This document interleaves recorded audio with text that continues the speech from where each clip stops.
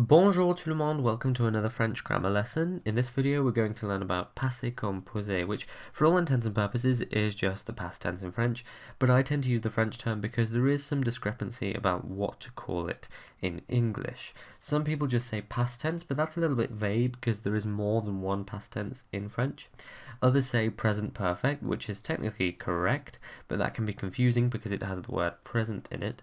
And so some people say past perfect, but then that gets confused with the pluperfect. So I just avoid all of that confusion and say passé composé, which only refers to this tense. So I just told you that there are several past tenses in French, so how do we know when to use passé composé? Well, basically it's used to express completed actions, things that happened in the past and are now finished. For example, I played. And it's also used to talk about experienced actions, so things that we have done. For example, I have played.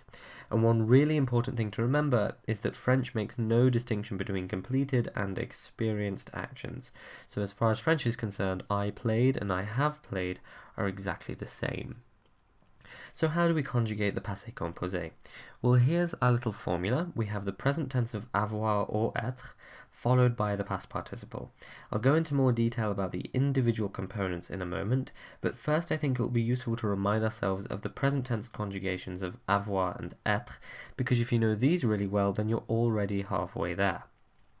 So avoir means to have, and its conjugation is as follows.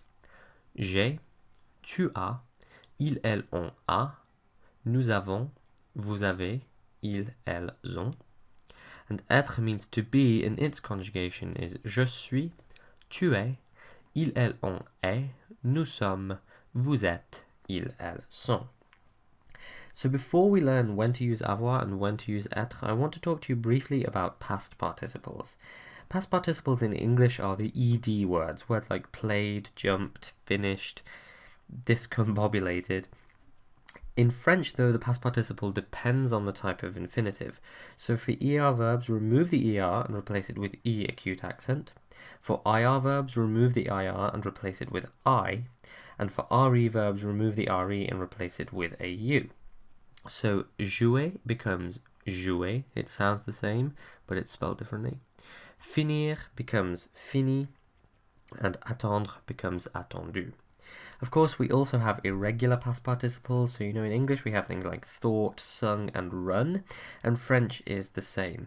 In this video we're going to focus on regular verbs, but if you want to find more about irregular past participles, you can watch my irregular verb videos. So now we need to know whether to use avoir or être. The good news is that most verbs use avoir. If you're ever unsure, your best bet is to use avoir because the chances are that you're right. However, there is a handful of verbs that take être, and the most common way to remember the most common ones is with the mnemonic Dr. and Mrs. VANDERTRAMP, which we'll have a look at in a minute. Also, all reflexive verbs take être in the past, but you can find out more about those in the reflexive verbs video. We're not going to look at that in this one. So now let's take a closer look at Dr. and Mrs. VANDERTRAMP. It's really quite simple. Each letter stands for a particular verb. Now this isn't an exhaustive list, but these are by far the most important ones. If you look at the full list, you'll see that a lot of them are actually very, very rare, and you can quite happily get by with these ones. So let's see what we have. Devenir, revenir, mourir, rentrer, sortir, venir, arriver, naître, descendre, entrer, rester, tomber, retourner, aller, monter, and partir. Now, if you're having trouble remembering these, there are a few patterns that might help you. For example, there are lots of verbs ending with venir. So you've got devenir, revenir, and venir itself. And in fact, any verb that ends with venir takes être. For example, parvenir, which means to reach, doesn't appear in this list, but because it ends with venir, it automatically takes être. Also, there are lots of opposites: to be born, to die, to come, to go, to enter, to leave, etc. So essentially that halves the number of words that you've got to remember because you can just remember one and its opposite. And one other thing that's worth mentioning is that être verbs are all intransitive, meaning that they don't take a direct object. You can't fall something, or die something, or stay something. However, you might notice that you can go up something. You can go up a mountain, for example. So if you're just saying I went up, you say je suis monté because there is no object. But as soon as you're going up something, because the verb now has a direct object, it takes avoir. So if I say I went up the mountain, you'll say j'ai monté la montagne. Likewise with descendre, because obviously it's just the opposite.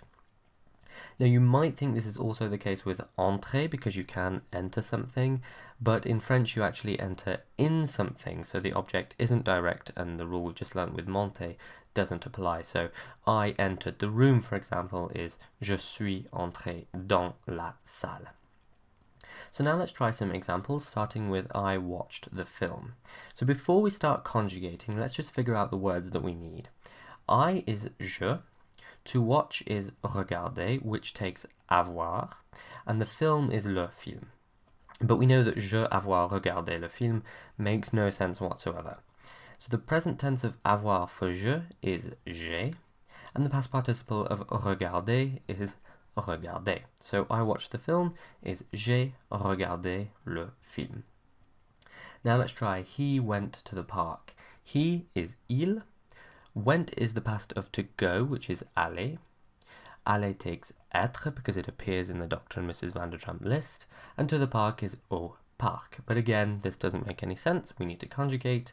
So être in the present tense for il is est, and the past participle of aller is aller. So aller normally is a very irregular verb, but its past participle is perfectly regular. Il est allé au parc. He went to the park. And what about she went to the park?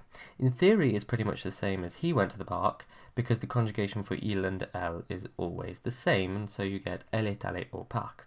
But there is one extra thing that we have to remember. When a verb takes être, the past participle must agree with the subject. In this case, the subject is she, which of course is feminine, and we therefore need to add an I to aller. It sounds the same, but it's spelt differently.